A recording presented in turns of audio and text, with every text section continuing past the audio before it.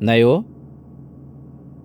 पुढच्या शुक्रवारी वाढदिवस आहे तिचा. अहो मी खोटं नाही सांगत साहेब. वाटलं तर तुम्ही वहिनी साहेबांचा फेसबुकचा अकाउंट उघडून बघा ना. त्यात लिहिलंय 26 जुलै म्हणून. यायला रखमाने कधी फेसबुक हं? अकाउंट उघडलं? रखमा? आणि ही कोण? बायको आहे माझी. हं? अहो साहेब, आपल्या वहिनी साहेबांचं नाव सरिता आहे. सरिता पत्नी, रुक्मिणी बायको.